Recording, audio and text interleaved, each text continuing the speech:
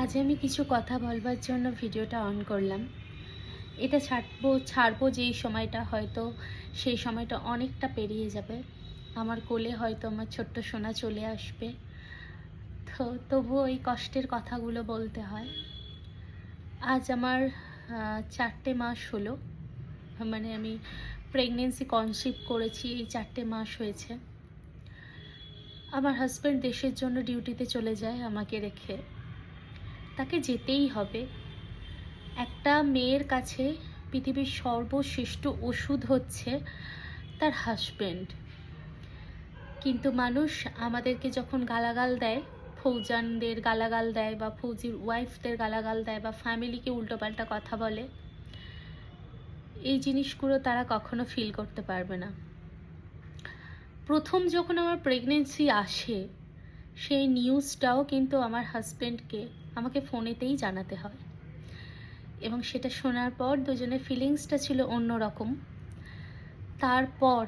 তারপর যে শরীর খারাপ হওয়া, ভমিটিং হওয়া, মাথা চক্কর দেওয়া, কিছু খেতে না পারা মানে কিছুই না খেতে পারা, সব কিছু মিলেমিশে নিয়ে এত কষ্টে গেছে 3টে মাস, ধারণার বাইরে। 3টে মাস পর 4টে মাসের প্রায় মাথায় আমার হাজব্যান্ড আসে, এবং আসার পর আমার মোটামুটি শরীর অনেক সুস্থ হয়। সে আমাকে কোনো কাজই করতে দিত না, ঘরের একটা সামান্য জলটা পর্যন্ত আমাকে নিয়ে খেতে দিত না। তারপর তার ছুটি শেষ হয়, সে চলে যায়। তখন শুধু মনের ভিতর একটাই কথা বারবার হচ্ছিল, নিজের জন্য কখনো আমি চিন্তা করি না, কারণ আমি নিজেকে সামলানোর মতো ক্ষমতা আমার আছে। কিন্তু আমার চিন্তা হচ্ছিল আমার বাচ্চাটার জন্য, যে বাচ্চাটা পৃথিবীতে এলো, মানে পৃথিবীতে আসবে, সে তার বাবাকে কখনোই সঙ্গ পাবে না। প্রায় প্রত্যেকটা মুহূর্ত, প্রত্যেকটা সময়, প্রত্যেকটা মিনিট আমাকেই তাকে সামলাতে হবে।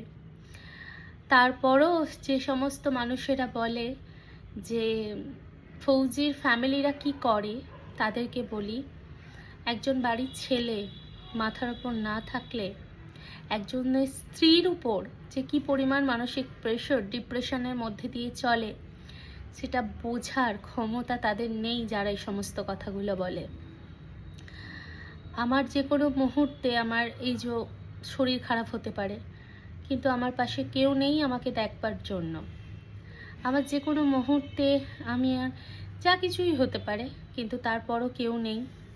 দূর থেকে একটা ফোনের হ্যালো, ভালো থাকা, খেয়ে নিয়েছি কিনা, এইসব শুনেই নিজেকে শান্তভাবে রাখতে হয়। এটাই হচ্ছে ফৌজির ওয়াইফ। তাই যারা আমাদের দিকে আঙুল তোড়ে, তারা যদি একটু ফিলিংসগুলোকে নিজের মনের ভিতরে নাড়াচাড়া করে তারপর আঙুলটা তোলে, আমার মনে হয় তাহলে খুব ভালো হয়। কারণ একজন বাচ্চা সবসময় তার মা বাবা দুজনকে নিয়ে বড় হতে চায়, কিন্তু আমাদের ক্ষেত্রে সেই সব জিনিসগুলো হয় না।